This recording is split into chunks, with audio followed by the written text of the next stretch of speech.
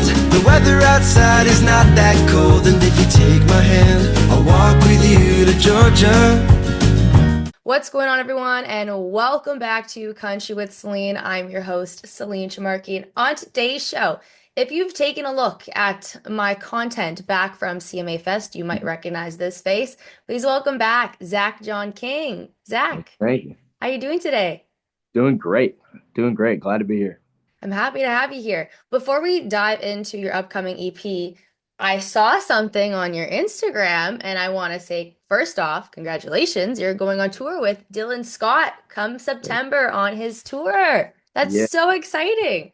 thank you very much. Yeah, we just landed that last week, and first one of that size, and also first one where we're on, I think, every date that he has. So Yeah. should be great. Some iconic venues that I've always wanted to play, and then I've heard Dylan, is incredible, and so I'm excited. I'm really excited.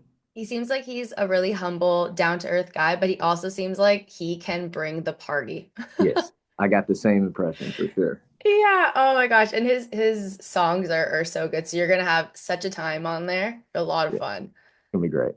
And so your upcoming EP, it's scheduled to come out May 23rd. Yes. So that's coming. You know what? Honestly, that's going to be approaching a lot sooner than you think because it's almost nearly a month from now. Yeah. So just talk about it. I know you have a couple songs already out there from that, but you also have songs that are still unreleased that are on that I'm assuming will be dropping the day of the EP. So just Yeah. talk about the making of it, the vibe of it, what were you going for, and like the whole story. Yeah, I mean, I it's funny because like I hate waiting on new music. I think if I had it my way, I'd be able to drop a song every 2 weeks. Um, so the waiting period is tough, but we've got a really cool EP. I think a lot of times, the first EP is like put together, 6 songs that you think are hits and like put them together and we'll see if it works. And we kind of wanted to do the opposite of that. We wanted to take songs that when you listen from track 1 to track 6, that you get a total picture of who I am as an artist and a human. And we feel like we've done that. I really do. I feel like I'm really proud of this EP, and I think the fans will connect with that intentionality of like, oh, he didn't just throw 2 more songs on the end of this thing. Like he really thought out how he wanted to do it. And so I can't wait. I'm like, I get very restless when there's not music out. So I'm just like, all right, let's go. So I'm counting down the days, and we worked really hard on it, and I feel like it's gonna be really special. Hey, it's gonna be here sooner than you think. So Yes, yeah, yes. it's gonna be here right away. But that's exciting. I took a listen because shout out to you know who. She gave me a little Yeah, listening link and I got heck to yeah. listen. And it's the same, the tone sounds like the same throughout the whole thing. Like it tells a story. So I know what you mean by like your sound, and it's exactly like your sound through and through. There's no taking a detour to sound Yeah, like this or it's the same thing the whole way through. And so I feel like fans, yeah, are really gonna appreciate that because you clearly have honed in on your sound. yes. I appreciate you noticing that. Like that was our biggest goal for this project was like I think when anybody starts out, they're pulling from, all their influences. They're not quite sure what they want their sound to be.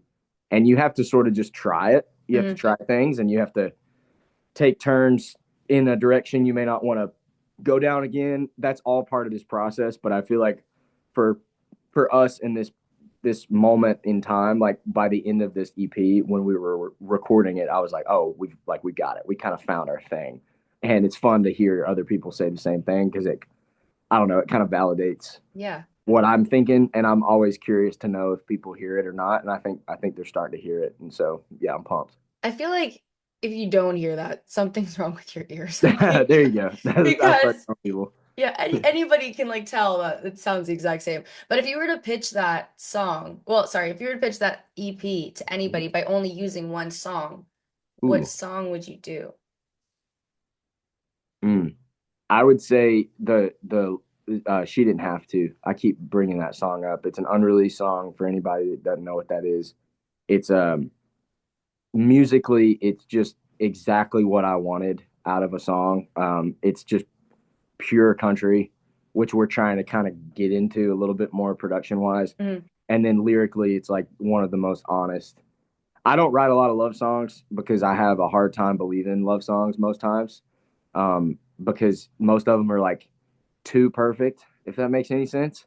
Okay. No, it Um, does. It does. I'm just like, I don't buy it. And so when I write a love song, I'm trying to like be as honest as I can be about why somebody, is your person. And so for me, that song is like a really gritty representation of my kind of my whole story. And that one feels really cool.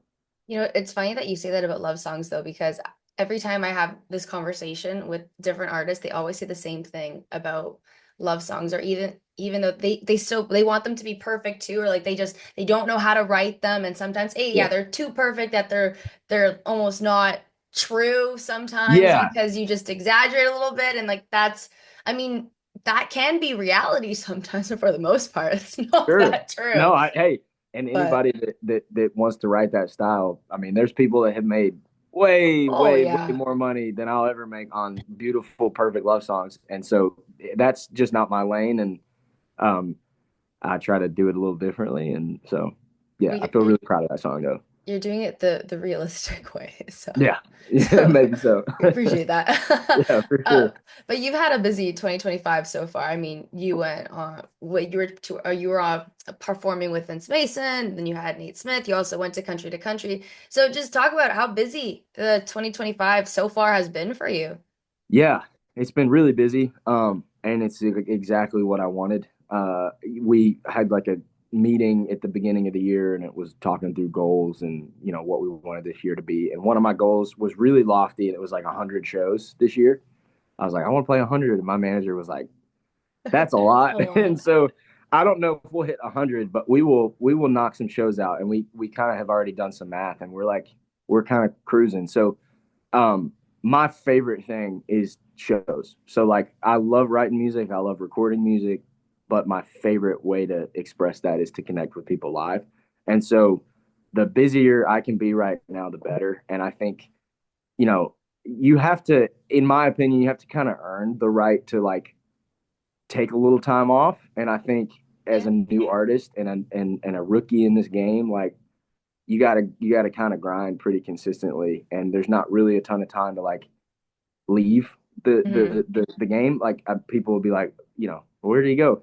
And so my mentality right now is to just 2025 is the year to just put in the sweat and try to carve out some fans. Yeah. No, I agree with you. I mean, when you want something bad enough and you're just starting out, you have to give it all you got. You can't necessarily Right. take time off. I mean, yeah, it's good for your mental health, your physical health to take like Yeah. some time, but you have to kind of just head down and just go for it. And then eventually, when everything is all like you look back and realize, wow, I accomplished so much, then you can just take a little breather and Yeah. just relax. But no, that's great. 2025 is going to be a great year for you. You're also performing at CMA Fest. Yeah. So it's, yeah, super exciting. But when you were over in Europe, I have to ask, I'm sure you had some time off to do something. Like, did you get to go and explore like Germany or London? Like, did you get to see anything? I had um I had one day off the One the day. Oh the my the, gosh. the whole festival, and it was in where were we? It was in Glasgow, Oh, cool. and I had a great time. I explored a little bit of Berlin, which was amazing. I had some great food. I love trying different foods, so I had some like really good Turkish food, um, some good like true classic German food. But Glasgow, I had a day off, and funny enough, my thought was like, oh, I'll get up early. There was this thing called the necropolis, which is like a massive cemetery, like a Okay. really historic Mhm. cemetery. It sounds a little spooky, but like Yeah, a little it's bit, but okay. it's like a massive tourist attraction. They filmed Batman in that Oh, cemetery. It's like a really cool. historic place, and I was like, oh, I'll get up early. I'll go see that. I'll go, out of town and try to see the countryside. I had all these plans, and I think I slept till 4 o'clock in the afternoon, like straight. Like I didn't wake up. I like turned over, and I was like, oh, it's probably noon, and it was like 4:30, and so regrettably, I didn't get to do a lot of exploring in Europe, but I had a wonderful time, and I'm hoping to get back there and try to maybe carve some more days off in between. You have to, but I mean, your body needed the rest, so that's For sure. fine. That's fine. But yeah, if you can, you definitely have to go back over there because there's so much to see over in Yeah. Europe. There, and the food over there, I swear, is 10 times better than the food like here where we are. Yeah. It's Yeah. so much better. That's Um, super good. but also, so Nate Smith, I just want to touch on that. I Yeah. read a post of yours because I'm pretty good when it comes to my research. I Yes. stalk the crap out of the artist always. Come on. And so you were waiting tables, and Nate Smith was one of the people that you were waiting on his table, and you asked him for advice. Can you just share that story because it's so full circle? Yeah. No, it's a total God thing. It was like it was the first year I moved to town. I had to make money, and so I was like, well, what can I do where I can have my afternoons to write? And the kind of the option was like working evenings at a restaurant. So I worked at 12:30 Club on Broadway, and I was a food runner and a back server, and um, I worked from 5 p.m. I get there at 4:30, and I worked till like 2 in the morning, and that was kind of our shift. Hmm. And I did that for a year, and yeah, it was like golly, it must have been 2 months into the job. So I mean, I still hadn't carved any sort of path in town. I didn't really know anybody. I was just showing up, and I would work as hard as I could, and then in my head like stockpile song ideas and like write them down. And yeah, he walked in, and he had just, I think it was his Opry debut, and Whiskey on You, I think, had just kind of popped, and it was like it was blowing up. And he came in, and I just caught him coming back from either the bar or the restroom, and it was just like a moment. And I just asked, I was like, "Hey man, I'm not trying to be annoying, but like you're crushing it. Do you have any advice for somebody that just moved here?" And he could not be kinder. And he was like, "Just never stop." Like literally, he said that verbatim. He's like, "Just never stop." And his journey is a wild journey to get where he's gone, and it's never like a linear path. And I think for somebody in the beginning of it, that's a really encouraging thing because like you think it's going to be a straight line, right? Like you think you're going to start music and everything's just going to perfectly go up. And it's Mhm. like, nah, that's not really how this works. It goes up and down and up and down and you just can kind of never stop. And so that was the best advice I got. And then yeah, three years later, I'm buddies with him and playing opening shows for him. So it's insane. Yeah, like that's such a pinch me moment. I'm sure he remembers you too. So have you guys both spoken about like what transpired a couple years Oh ago? yeah. No, I told him. I think I actually told him that I met him in Berlin at C2C, and Yeah. I just was like, "Hey, I met you at 12:30 Club at your Opry debut post show," and he was just like, "It was just meant to be." It's like it was just it was written that way, and it unfolded that way, and I just am really grateful for him, and also just learning the ins and outs of how to run a team, like being on the road with him Mhm. is like really cool for me to pick up what I love about that. And he runs an incredible team. Like as soon as you walk in that venue, you feel like family. And a lot of times for openers, that's not the case. You kind of just get shoved in a green room and couldn't be farther from the truth for the Nate Smith guys. And that's all because, he set it up that way. So I have nothing but wonderful words to say. And his show is incredible. I don't think anybody has anything bad to say about Nate Smith. No, if You you do, there's can't. something wrong. No, Yeah, there's something wrong with you, not with Nate. It's with you. for No, sure. he's such a humbled guy, but what you just said about the linear path, it's so true. Like you go through ups and downs, and nothing is ever just straight. Like, oh, I want to be a singer, boom, I'm gonna get there. It's like, no, Right. no, no, you go up, you go down, you go. But as long as you keep on working towards your goal, and like he was saying, never stop, Yep. that's how you'll get to where you want to be. But that's awesome. Honestly, I love that story. I read it and I was like, that is insane. It's Yeah. just goes to show you how full circle everything. And when something's meant to happen, it'll always happen, right? You just Yep. gotta wait, trust the timing of things. Absolutely. And you also have to kind of focus. I'm learning to focus on stuff that's in your control Mhm. and then everything out of, I mean, it sounds cliche, but everything out of your control, like you just can't spend time on. It drags you down. And I'm terrible at it right now, but I'm trying to get better at it. So, it's a learning process for sure. Oh, you're not the only one that's bad at that. I feel like So everybody probably struggles with that we all try to control things that we can't control. And it's for just, sure. why are we doing this to ourselves? Hmm. But Hmm. Just quickly before I let you go, I just want to know your backstory here. So you moved to Nashville when 2021, 2022, like how? 2020, February of 2022. Okay. So Yeah. just talk about, so before that you were in Georgia, correct? Yeah. Yeah. And Yeah. then you Yeah. moved out here. So how and why country music? Was it something that you grew up listening to, or just Yeah. you always had that passion that you wanted to do it? Yeah. I mean, growing up in Brooks or Fayetteville, Georgia, I mean, you don't listen to anything but country music. I mean, that's just what it is, and I love it. My grandparents. I tell people my grandma had a little radio in her kitchen, and she would play anything from like 1980s down. She wouldn't go any Oh my like later gosh. than 1980. It Okay. was kind of her thing. Like she didn't like 90s country. She liked like 60s country. And so it's interesting because I grew up with like my first exposure to country music wasn't Alan Jackson, it was like Patsy Cline. And so I grew up on Oh like geez. really old school country Yeah. and then obviously fell in love with that stuff and then later, found the other stuff. And um, yeah, I grew up on that constantly. I mean, it's all you listen to. It's all, you sort of are around being in Georgia like that.